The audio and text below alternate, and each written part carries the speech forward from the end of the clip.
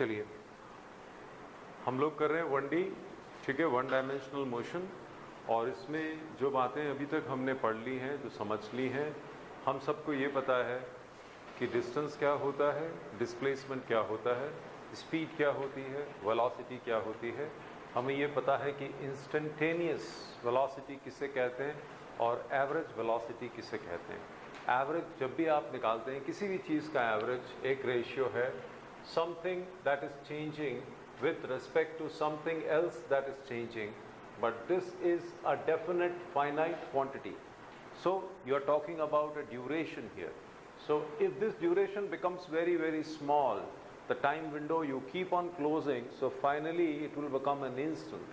जब instant की बात होगी, मतलब आप इस चीज़ ही को evaluate करना चाहेंगे for limit delta t tends to 0, तो इसे साइंस में एक नई नोटेशन से लिखा जाता है dx बाय dt। ये चीज़ जो होती है, this is differentiation of x with respect to t। This gives you instantaneous change in this quantity x which is dependent on this quantity t। This all we know, ये हमने पढ़ा है last class में, कुछ example हमने किए थे। आज जहाँ से मैं शुरू कर रहा हूँ, I am introducing a new word that is acceleration. Okay, 1 dimensional motion ही चल रही है अभी तक, इसमें अब नया वर्ड आ रहा है, this is acceleration. And then we derive 3 equations of kinematics and an additional equation by number of methods. And then lastly we talk about the concept of slopes, that is position time, velocity time, slopes, and what do they give us in information. तो acceleration, जैसे नाम बता रहा है कि acceleration के मायने क्या होते हैं, तो एक्सेलरेशन के मीनिंग होते हैं change in velocity with respect to time.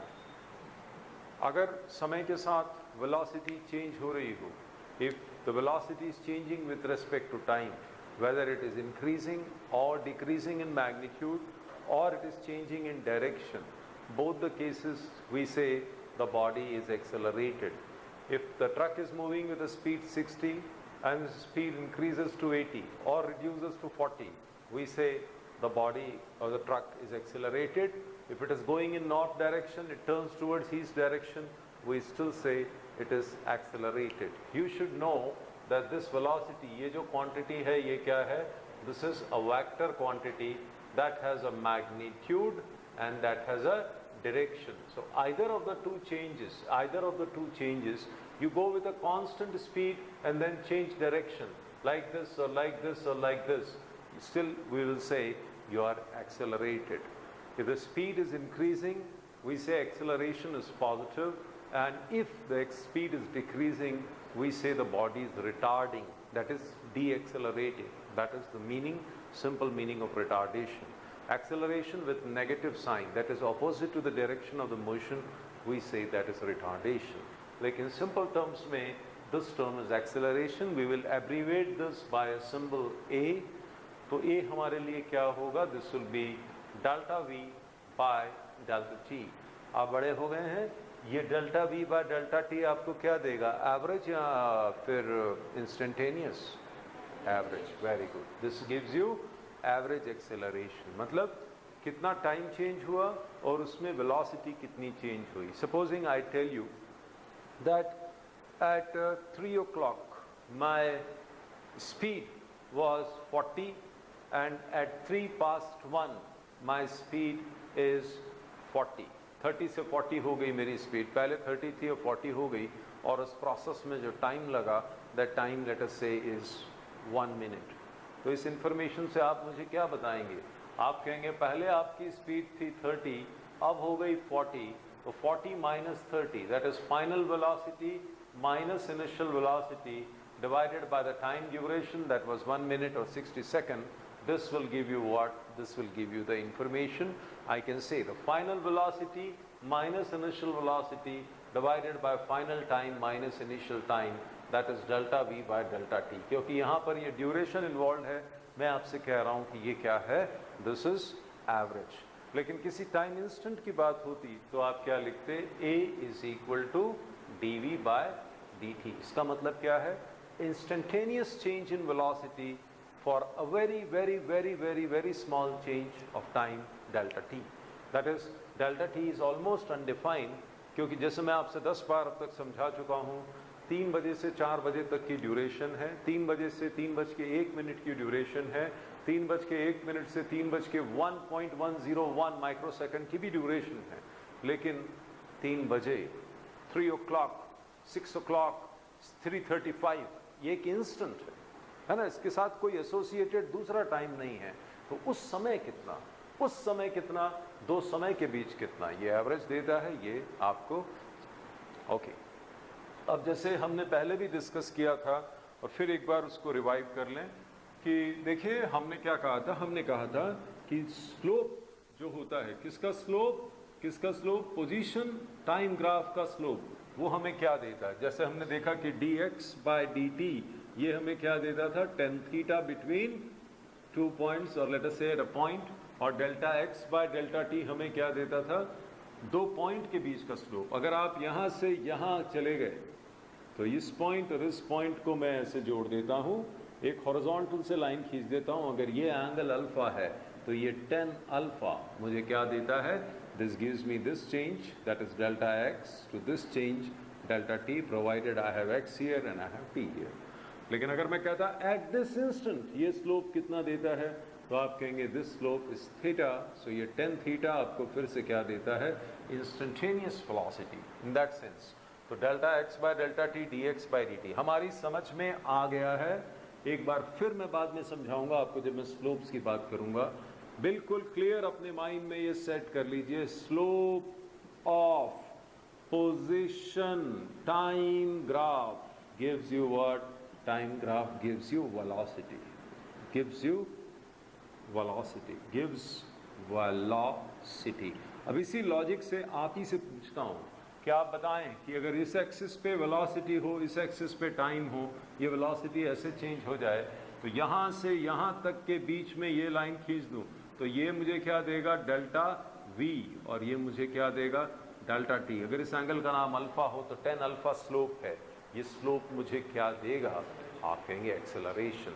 तो यही बात है, velocity time graph, that is slope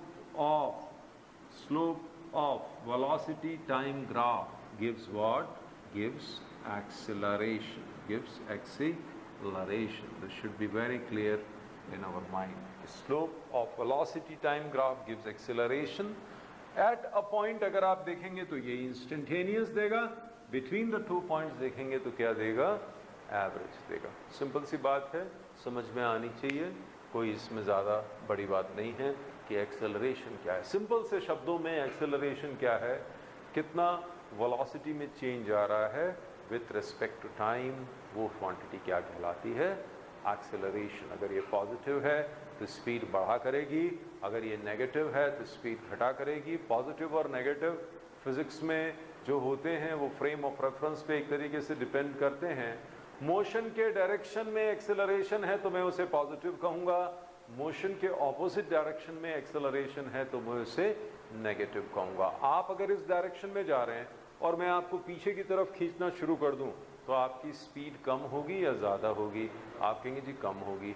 एक इंस्टेंट पे आप रुक जाएंगे, उसके बाद आप मैं खींच रहा हूँ तो आप कैसे आएंगे, पीछे आएंगे, अब आपकी स्पीड क्या होगी, इंक्रीज होगी।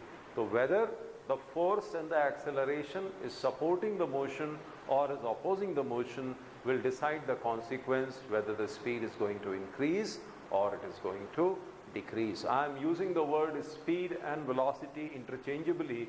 Why? Because I assume we are going on a straight line. So अभी तक turning तो कहीं हो नहीं रही, और अगर मैं एक ही लाइन पे जाऊं तो distance और displacement दोनों क्या होंगे, बराबर होंगे, जब तक मैं यू टर्न ना लूँ तब तक, क्योंकि अभी हम टर्न तो कर ही नहीं रहे, 1 डायमेंशनल मोशन पढ़ रहे हैं हम पहले सबसे, तो वहाँ पे हम पॉजिटिव नेगेटिव से काम चला लेंगे, है ना। तो पहले थोड़ा सा फ्रेम ऑफ रेफरेंस के बारे में रिव्यू करके मैं अभी 2-3 फॉर्मूले आपके लिए निकालता हूँ। मान लीजिए हम लोग यहाँ खड़े हैं, इस डायरेक्शन के मैं बोलूँ +x, तो फिर ये डायरेक्शन कौन सा है, -x। अगर वहाँ दूर से एक मोटरसाइकिल मुझे आती हुई दिखी और मैंने स्टॉप वॉच ऑन की, तो उस समय अगर ये मोटरसाइकिल यहाँ से 200 मीटर दूर है तो आप क्या कहेंगे, उसकी इनिशियल पोजीशन क्या है, प्लस 200। अगर उसकी स्पीड 50 किलोमीटर पर आवर मेरे डायरेक्शन में है तो उसकी वेलोसिटी क्या हो जाएगी, -50। क्यों? क्योंकि वो किस डायरेक्शन में जा रही है, इस डायरेक्शन में। आप बताएं, एक ट्रक अगर मुझे वहां दूर दिखता है जो मुझसे 400 मीटर दूर है और मेरी तरफ 100 किलोमीटर पर आवर की स्पीड से आ रहा है, तो उसकी इनिशियल पोजीशन क्या हो जाएगी, उसकी इनिशियल पोजीशन होगी -400 और इसकी वेलोसिटी क्या होगी, +100, क्योंकि मैग्नीट्यूड कितना है, 100, और डायरेक्शन कौन सा है, ये वाला, और इसका नाम अपन ने क्या रखा है, +x या प्लस डायरेक्शन। ठीक बात है, ओके। ये बात इंपॉर्टेंट है और ये आपको समझनी चाहिए कि जब भी फिजिक्स में हम एनालिसिस करते हैं हम हमेशा इनिशियल और फाइनल पोजीशन की बात करते हैं। आपको जो 9th 10th में फॉर्मूले पढ़ाए जाते हैं, 8th में पढ़ाए जाते हैं, S = ut + ½ at², या 12th में 11th में जब आप पढ़ें तो इसको ऐसे याद रखेंगे, S = S0 + ut + 1/2 at²। सब कुछ यहाँ प्रूव होगा। We will not assume that you know anything. We will prove everything right from the beginning, right? तो उसमें कोई दिक्कत वाली बात नहीं है। अगर आपको कहीं भी कोई परेशानी आए, feel free to interrupt and ask today, or when you go home and revise, then you will have some doubts, that is tomorrow, right? ये सबसे फंडामेंटल चैप्टर है और पूरी फिजिक्स ही इंटरेस्टिंग है, आप कॉपरेट करें, ठीक है? यहाँ तक कोई दिक्कत? जो मैंने अभी बोर्ड पे किया, क्या किया मैंने, क्या पढ़ा रहा हूँ आपको, 1D मोशन, उसमें अभी क्या पढ़ा रहा हूँ, एक्सेलरेशन। एक्सेलरेशन का सीधे सीधे मीनिंग क्या है, change in velocity with respect to time. ठीक बात है, ओके। अब हेडिंग डालिए, equations of kinematics. Equations of kinematics. Kinematics क्या है, याद है किसी को definition? Study of motion without giving a thought to the cause of motion. आप इस बात में इंटरेस्टेड नहीं है कि कितना फोर्स कहां से आ रहा है और क्यों कर रहा है, क्या कर रहा है। हम सिर्फ इसमें इंटरेस्टेड हैं कि मोशन किस तरह से हो रहा है। फाइनली आप क्या थे, इनिशियली आप क्या थे, आपकी स्पीड बढ़ रही है, कम हो रही है। You are interested only in position, velocity and acceleration. तो हम अपना इक्वेशंस डिराइव करना शुरू करते हैं। सबसे पहले मैं जिस मेथड का यूज़ करूँगा, this method is called basic definition method. इसमें जो जो डेफिनेशन आप जानते हैं उसी की हेल्प से हम लोग क्या करेंगे, we will try to develop all the equations. After that we will develop the same equations using integration, okay? Then when we do the position time, velocity time graphs etc, I will do the same derivation for the graphs। क्यों 3 बार हम करते हैं, क्योंकि आपके boards में कब कोई किस तरह से पूछ लेगा, स्कूल में टीचर कहेगा by graphical method derive the 3, आप करके आ जाएंगे by any other method तो मार्क्स कट जाएंगे, इसलिए we don't want to take any chances। एक तरीके से आप याद रखें, मूल भावना तो ये है कि जो 4 इक्वेशन अभी मैं निकालूंगा वो याद होनी चाहिए और बहुत आसान सी बात। चलिए शुरू करते हैं। Let at t = 0। अब सबसे पहले ये समझ लें कि t = 0 कब होता है।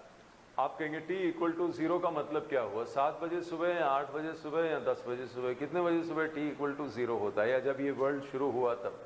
किसी को पता नहीं है कब कुछ क्या शुरू हुआ। बिग बैंग का रेफरेंस हम लेते हैं, क्या उसके रिस्पेक्ट में बात कर रहे हैं? कहेंगे नहीं। t = 0 से सारी फिजिक्स में हमारी मतलब ये होती है when the observation is started, right? When you wake up, it is the morning for you, right? So we say when you start the stopwatch and start a given experiment or start the given observation, we say that time is t = 0। इसको हम क्या बोलते हैं, initial time. तो initially आप t = 0 पे, let at t = 0, that is initially position, जो initial position है लेट इट बी S0। तो S0 क्या है, जब पहली बार आपने किसी चीज का ऑब्जर्वेशन शुरू किया तब उसकी position given frame of reference पे क्या थी। ठीक बात है। और इसकी जो वेलोसिटी थी इस इंस्टेंट पे वो कितनी है, u। u क्या है, initial velocity। when you first saw it, what was the position and what was the velocity? Then we say at t = t, finally जो होता है, let position become equal to s and let velocity become equal to v, right? velocity हो गई v और u हो गई आपकी initially. Finally का मतलब जब आप ऑब्जर्वेशन बंद कर दें, देखना बंद कर दें। कोई ट्रक कहीं से आई, कहीं गई, मैंने जिस पीरियड के लिए उसको ऑब्जर्व किया, जब मैंने देखना शुरू किया, स्टॉप वॉच ऑन की, वो समय क्या था, t इक्वल टू 0। जब मैंने स्टॉप वॉच बंद की तब क्या था, t इक्वल टू t। इसमें कोई समस्या? ये जस्ट लेट है, तो ये तो आपने अज्यूम किया, इसमें कोई बड़ी बात नहीं है, right? Okay, let at this, let the acceleration be equal to a. Please understand one thing very well. All the equations that I am deriving today are valid if and only if a is constant. Please let it be very clear with everybody.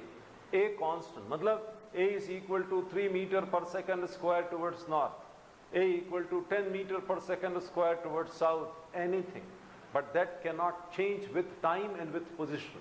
You cannot have an acceleration a equal to 3t plus 2t square plus 2, क्योंकि t के साथ फिर वो क्या होगा, change होगा, तब ये इक्वेशंस वैलिड नहीं रहेंगी, राइट? ओके, दूसरी बात, अगर ये हो late us say a equal to 3s square plus 2s plus 1, आप कहेंगे पोजीशन के साथ एक्सेलरेशन क्या हो रहा है, चेंज हो रहा है, तो ये नॉन यूनिफॉर्म केस हो गए। आपको कैसा एक्सेलरेशन चाहिए, कांस्टेंट एक्सेलरेशन। आपको पता है कि कांस्टेंट टर्म्स डिफरेंशिएशन के साथ कितनी हो जाती हैं, 0, और इंटीग्रेशन में क्या हो जाती हैं, बाहर आ जाती हैं। ये चीज़ आपको ध्यान रखनी है, जो आप जानते हैं। अब सबसे पहले मैं शुरुआत से पहले एक दो बातें क्लियर कर लूँ। हाँ, v ऊपर, let velocity be equal to u, that is initial velocity, ठीक, is that okay? Final velocity क्या हो गई, v। ये हमने लेट किए हैं पैरामीटर, इसके साथ हम काम शुरू कर रहे हैं अपना। एक चीज जो मैंने कह दी कि एक्सेलरेशन क्या होना चाहिए पूरी जर्नी में, कांस्टेंट होना चाहिए, ठीक है। अब ये चीज जो मैं एक स्ट्रेस करना चाह रहा था आपसे कि इसमें वेरिएबल कौन कौन है और कांस्टेंट कौन कौन है। वेरिएबल आप समझते हैं क्या होता है, वेरिएबल वो होता है जिनकी वैल्यू बदले, और कांस्टेंट क्या होते हैं, जो फिक्स हैं, उनकी वैल्यू चेंज नहीं हो सकती।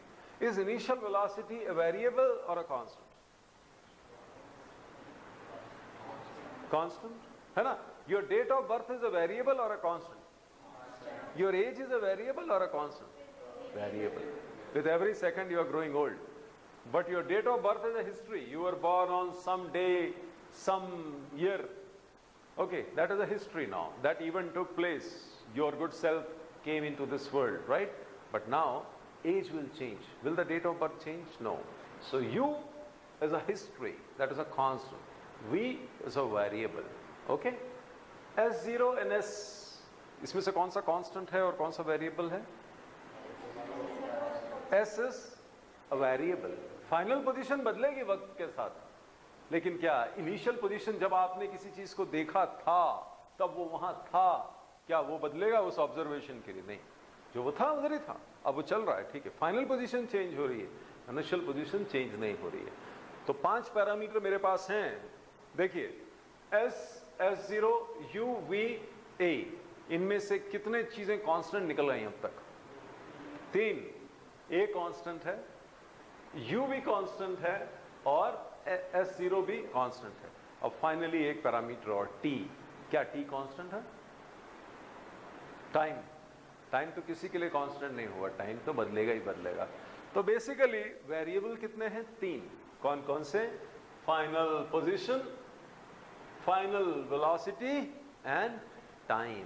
और हम यही निकालना चाहते हैं कि समय में और पोजीशन में क्या रिलेशन है, समय में और वेलोसिटी में क्या रिलेशन है, वेलोसिटी में और पोजीशन में क्या रिलेशन है, राइट? 3 इक्वेशन हम पहले डिराइव करते हैं और फिर उसको एक और फॉर्म में एक्सप्रेस करेंगे। तीनों हम कंटिन्यूटी में करेंगे, फिर आप उसको नोट कर लेना आराम से। तो एक्सेलरेशन बाय डेफिनेशन होता क्या है? Acceleration is equal to dv by dt। चलिए आप सब अच्छे बच्चे बताइए, चेंज इन वेलोसिटी कितना हुआ है जरा? v माइनस u, और समय में कितना परिवर्तन आया है? t minus 0, right? चलिए क्लास मल्टीप्लाई करिए, v माइनस u किसके बराबर हो जाएगा? 80। तो एक बड़ी अच्छी सी इक्वेशन मिल गई है, v is equal to 80, right. अब कौन कौन इसमें कांस्टेंट थे? u और a। तो ये रिलेशन किस किस के बीच का है? v और t के बीच का। तो ये कैसा रिलेशन आ गया? Velocity time relation, velocity time relation. अब एक बात बताएं, क्या इसको देख के कुछ ऐसी इक्वेशन याद आती है? y is equal to mx plus c, y is equal to some constant m, x which is variable plus c। ये किसकी इक्वेशन होती थी? Straight line, straight line. तो हम ये कंक्लूड कर सकते हैं, for constant acceleration, for constant acceleration, है ना, velocity time graph would be a straight line, would be a straight line.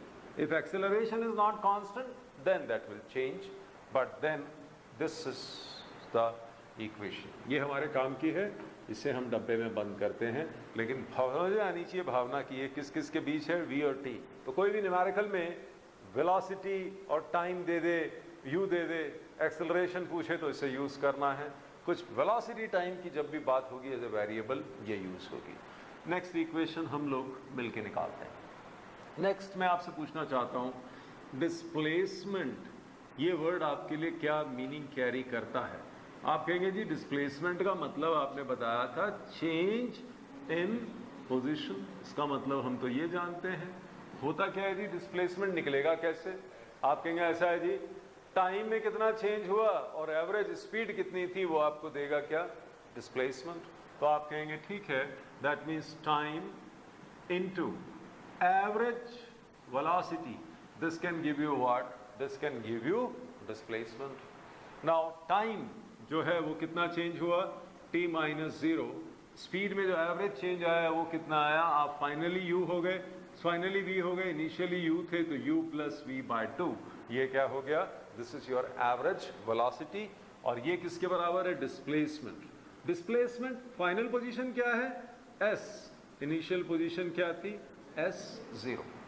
अब यहां से दो बार मैं इस इक्वेशन को यूज करूंगा, एक मैं अभी यूज कर रहा हूं और एक मैं यहां फिर यूज करूंगा। अब मैं ये क्लियर कर दूं कि मैं क्या करना चाहता हूं। पहले मैंने वेलोसिटी टाइम रिलेशन निकाला, अब मैं निकालना चाहता हूं पोजीशन टाइम रिलेशन। लेकिन एक समस्या है, यहां एक वेरिएबल और बैठा है। कौन? वेलोसिटी। तो आप कहेंगे वेलोसिटी को हटाओ ना सर, आप क्या दिक्कत है? वेलोसिटी आपको पता है कैसे लिखी जा सकती है? ऐसे। तो let us write this, s minus s0 is t, u plus, इसकी जगह क्या लिख सकता हूं? u plus 80 by 2। Now you are all intelligent. s minus s0 will be t, this will be 2u by 2 plus 80 square, this t can come inside, और बाहर है तो बाहर रहने दो, 80 by 2। फाइनल इक्वेशन, ये 2 से 2 कट गया, क्या बना? s is equal to s0 plus ut plus half 80 square। This is what I am interested in. You see, this is position time relation. क्यों?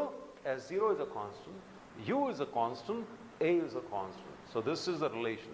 Now ये इक्वेशन कुछ ऐसी दिख रही है, y equal to ax plus bx square, quadratic kind of a equation, parabola, okay, curved trajectory, curve आएगा कभी भी। अगर यहाँ कुछ t स्क्वायर है, यहाँ कुछ t है, तो आप जब 1 1 डालेंगे तो ये 1 आएगा, ये 1 आएगा। जब आप 2 डालेंगे तो ये 2, ये 4 हो जाएगा। जब 3 डालेंगे तो ये 3, ये 9 हो जाएगा। तो आप कहेंगे हाँ समझ में आ रहा है, सीधी लाइन नहीं बनेगी, कुछ कर्व्ड बनेगा, राइट? वही मैं चाहता हूँ आप सुने कि position time graph, position time graph for constant a is a curved line, is a curve, right? Is a curve. If acceleration is 0, अगर ये टर्म 0 कर दूं तो क्या बनेगा? s is equal to mx plus c। ये क्या हो गई? Straight line. अगर a 0 हो तो उस केस में पोजीशन टाइम ग्राफ कैसा आएगा? Position time graph, this will be straight line, straight line, this will be a straight line only when a is equal to 0. ये सब मैं जब आपको वापस से पढ़ाऊंगा एक ग्राफ अभी तो वो समझ में आएगा, लेकिन इसी के साथ साथ कंक्लूड करते चलें तो अच्छा रहता है। अब इसी इक्वेशन को मैं फिर यूज कर रहा हूं, प्लीज समझ लें, मैं लिखने का टाइम आपको दूंगा। यहां पर एक काम करता हूं, नाउ आपने पोजीशन टाइम निकाल लिया, आपने वेलोसिटी टाइम निकाल लिया, तो नेचुरली अब हमारा इंटरेस्ट किसमें होना चाहिए, वेलोसिटी वर्सेस पोजीशन। तो आप कहेंगे एक काम करिए ना, इस टाइम को हटाइए यहां से, है ना। तो अब यहां से मैं टाइम को हटाता हूं तो क्या बनेगा, s minus s0 is equal to t की जगह मैं क्या लिख सकता हूं, आप कहेंगे यहां से आप लिख सकते हो v minus u by a, तो लिख दीजिए v minus u by a। ऐसा मैं क्यों कर रहा हूं, क्योंकि मैं एक इक्वेशन में दो ही वेरिएबल चाहता हूं। तो ये हाथ में क्या आ गया, v प्लस यू बाय 2, ठीक बात है। 2 इंटू ए यहां ले जाऊं तो क्या हो गया, 2a s minus s0 v plus u into v minus u, बताओगे कितना होता है, v square minus u square. अगली इक्वेशन आ गई, v square is equal to u square plus 2a s minus s0। ये बेसिकली स्क्वायर टर्म्स आ रही हैं, तो ये स्केलर है, जबकि ये जो टर्म्स आ रही हैं ये वेक्टर हैं। कोई बात नहीं, वो जब वेक्टर पढ़ाएंगे तब आपकी समझ में आएगा, अभी कोई दिक्कत नहीं है मुझे उसके साथ। बेसिकली ये स्फीयर रिलेटेड टर्म्स होंगी, लेकिन ये इस बात समझ लीजिए, ये में वेरिएबल कौन है, v, और कौन है position, change in position, that is displacement. तो ये वेलोसिटी वर्सेस पोजीशन का रिलेशनशिप है, जबकि इससे पहले वाले जो थे वो क्या थे, वेलोसिटी टाइम और क्या थे, पोजीशन टाइम। एक बात और कर लेता हूं, चौथी इक्वेशन 1 2 3। अब इसमें थोड़ा ध्यान दीजिए, if I want the displacement in 10 second, what will you do, you say we'll use this equation, we'll put t equal to 10, we will know what is the change in position in 10 seconds. But if I want the displacement in 10th second, what you will do, आप कहेंगे what, say again, मैंने कहा मुझे nth second में चाहिए, n second में नहीं चाहिए। तो मैं एक एग्जांपल देता हूं, अगर मैं आपसे कहूं मैंने यहां से चलना शुरू किया and after 9 seconds my position was 5 meter from this place, and after 10 seconds my position was 7 meter from this place. So I know the position after 9 seconds, I know my position after 10 seconds. How much I have traveled in 10 seconds? How much I have traveled in 10 seconds? 10 second में मैं कितना चलाऊं, 7 metre, लेकिन 10th second में कितना चलाऊं, 2 metre. How do you know? My position after 10 is this, my position after 9 is this, so you know my position, I mean change in position corresponding to 10. अगर मैं कहूँ आपसे कि I am interested in finding out S in nth second, so how should I do it? You will say, you see, if you tell me your position after n second, and from this you subtract the position after n minus 1, then you will get the distance traveled or the change in position corresponding to one specific second. Which second? Nth second. This n can be 10th, it can be 7th, it can be 17th, it can be 29th. That I am not interested. Please समझिएगा, ये आपको क्या देता है, ये देता है displacement in t seconds. ये आपको क्या देता है, displacement in tth second. tth और nth में फर्क कुछ नहीं है, tth बोले nth बोले कुछ भी बोले। अब आपसे अपेक्षा ये है मेरी कि समझिए Sn में कैसे लिखूं। Sn का मतलब क्या है, चेंज इन पोजीशन और पोजीशन आफ्टर n सेकंड्स। क्या लिखना चाहिए मुझे, आप कहेंगे यहां से लिखिए ना, आप क्या लिखूं, S0 plus un plus 1/2 an square, okay, minus, अब पोजीशन आफ्टर n-1 कहां से लाऊं, आप कहेंगे t की जगह आप n-1 लिखिए, क्या बनेगा देखिए, S0 plus un-1 plus 1/2 an-1 का whole square. Now simple algebra will solve, Snth is equal to S0 plus un plus 1/2 an square. Now this terms minus, यहां पे लिख रहा हूं माइनस S0, ओके, फिर माइनस un, तो minus un, फिर ये प्लस इसके साथ मल्टीप्लाई हो गया तो कितना हो गया, माइनस यू और बाहर एक माइनस है, तो इधर कितना आ गया प्लस यू, राइट। अब इधर आइए, n माइनस 1 का होल स्क्वायर होगा n square minus 2n plus 1, तो n square into a by 2 कितना हो गया a n स्क्वायर बाय 2, एक माइनस बाहर वाला, तो क्या हो गया minus 1 by 2 a n square. Next term होगी minus 2n into 1 by 2a, 2 and 2 gone, कितना बचा माइनस an, बाहर का माइनस, तो कितना हो गया प्लस an। और देखिए कुछ बन रहा है, ये प्लस 1, ये 1 बाय 2a कितना हुआ a बाय 2, बाहर वाला माइनस कितना हुआ माइनस a बाय 2। अब मुझे करना क्या है, इन दोनों का जोड़ लगाना है, ये टर्म ये टर्म ये टर्म कट गई, तो क्या मिल गया s nth is equal to u plus, यहां से मैं ये कॉमन ले रहा हूं n minus 1 by 2, s nth is equal to u।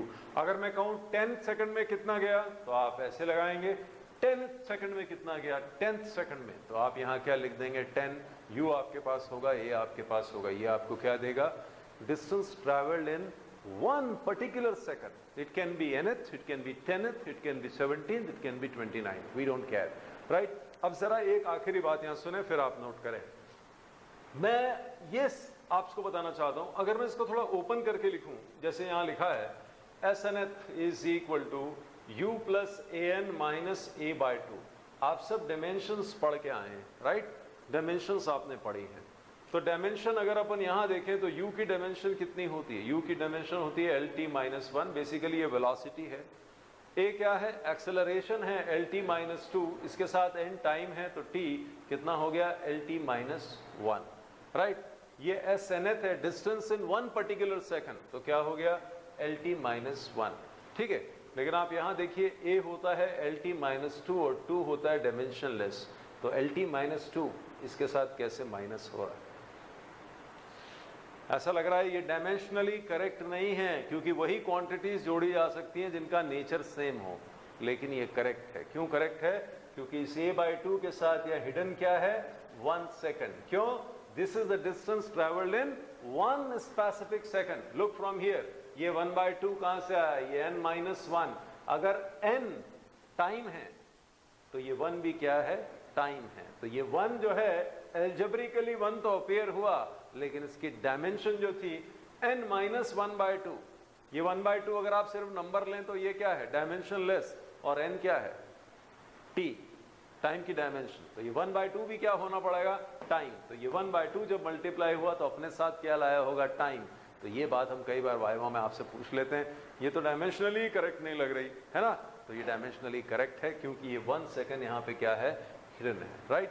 दूसरी बात ये है कि इस s nth का याद रखिएगा, s nth is distance travelled in 1 particular second, so इसकी डायमेंशन जो होगी वो वेलोसिटी की होगी, वो डिस्टेंस की नहीं। Can you tell me what is acceleration, a क्या होता है dv बाय dt, और वो जो भी मैंने पहले बोला था वो वैलिड है। क्या लिखा था, let at t equal to 0 initially क्या थी वेलोसिटी थी u, और पोजीशन क्या थी, पोजीशन थी s0, और let at t equal to t velocity कितनी हो गई v, और पोजीशन क्या हो गई इसकी s, वो सब बात वैलिड है। a क्या है कांस्टेंट है, ये सब बातें जो पहले लिखी थी अभी भी वैलिड हैं। अब चलिए शुरू करते हैं। a is equal to dv by dt, मैं इसको क्रॉस मल्टीप्लाई कर रहा हूं, तो dv will be equal to a dt। I put a symbol of integration here and a symbol of integration here. What is the variable here? Time. What is the variable here? Velocity.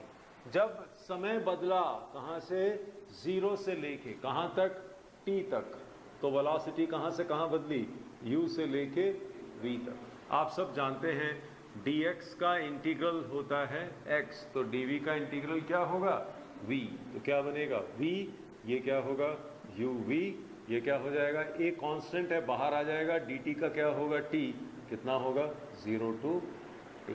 चलिए solve करिए, v minus u, a constant है, t minus 0 is t, क्या मिल गया v is equal to u plus a t। वही पूरी पुरानी कहानी वापस दोहराई गई है।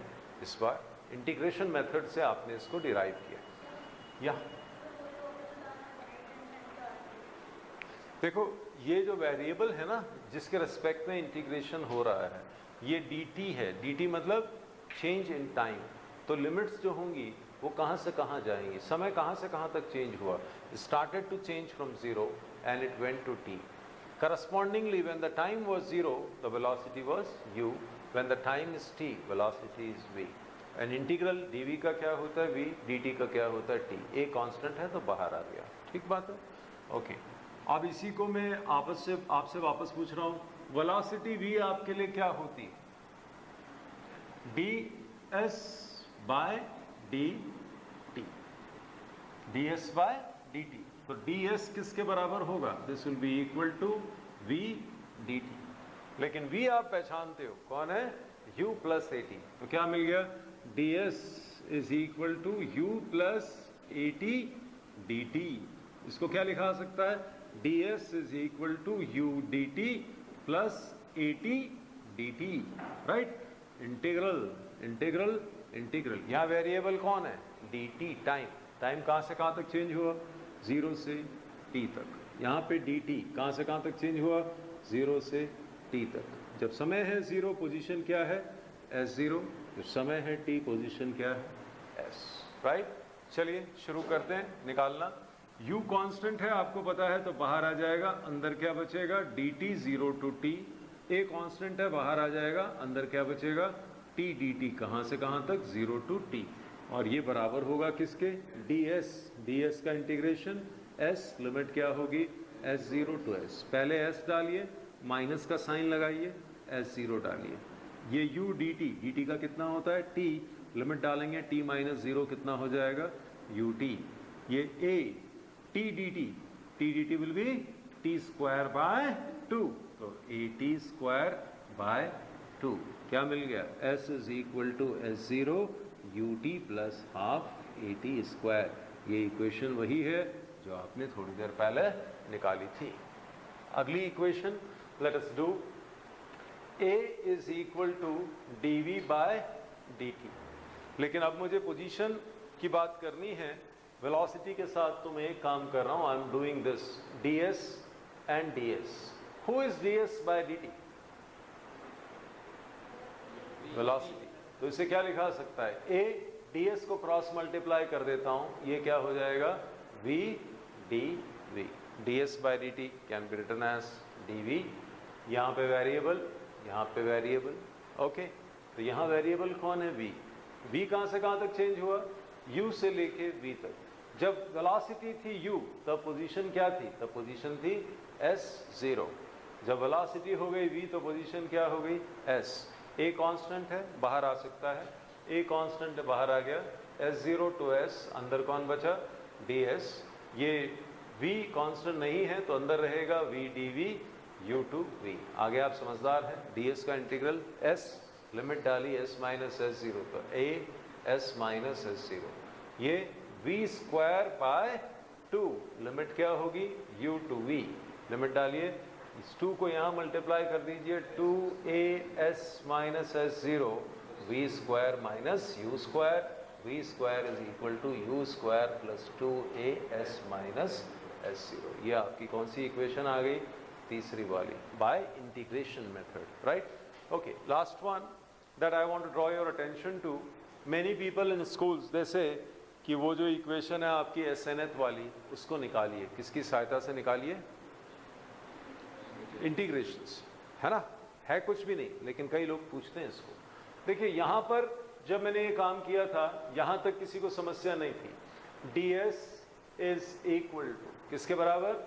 u dt प्लस क्या? at dt। लेकिन अब मैं ये कर रहा हूँ, मैं चाहता हूँ कि मैं nth सेकंड में कितना चला। तो मैं किस में इंटरेस्टेड हूँ? My position at n-1 to my position at n। ये टाइम कहाँ से कहाँ तक बदला है? n-1 से लेके n तक। ये टाइम भी कहाँ से बदला है? n-1 से n तक। ठीक बात है, यहाँ तक कॉपी किया हमने इसको। इसके बाद 0 से t की जगह हमने क्या किया? n-1 से n। हमें उसी में इंटरेस्ट है। ओके, चलिए इसका इंटीग्रेशन सिंपल है, क्या होगा Sn माइनस Sn माइनस 1। इसका मतलब क्या होता है Sn का? Position at nth second. Sn minus 1 का मतलब क्या होता है? Position at n minus 1 second. इसमें से इसको घटा दूं तो ये क्या देगा? Snth, distance travelled in one particular second. Which second? nth second. अब इसको सॉल्व करिए, u कांस्टेंट है, ये क्या चीज है? t, तो ये क्या बन जाएगा? n minus 1 to n। यहाँ पे क्या बनेगा? a कांस्टेंट है, t स्क्वायर बाय 2, कहां से कहां तक? n minus 1 to n। चलिए वैल्यूज डालिए। Snth इज इक्वल टू, यहाँ पे पहले क्या आएगा? u n minus n minus 1, ठीक है, ये टर्म ऐसे बनेगी। ओके, इसका बताइए, a बाय 2 बाहर आ गया, अंदर क्या बनेगा? पहले n, तो n square minus n minus 1 का होल स्क्वायर। चलिए खोलिए, Snth is equal to u n minus n plus 1, this and this gone, a by 2 n square minus n square plus 2n minus 1। ये होगा n square minus 2n, minus अंदर shift कर दिया, ये cut गया, क्या बना? Snth is equal to u plus a by 2 2n minus 1। इस 2 को अगर अंदर ले आए तो Snth कितना हो गया? u plus a n minus 1 by 2। आप चाहें तो इस फॉर्म में याद रखें, मुझे ये याद करने में आसान लगता है। क्यों? v equal to u plus A T सबको याद होता है, v की जगह Snth is equal to u plus a n minus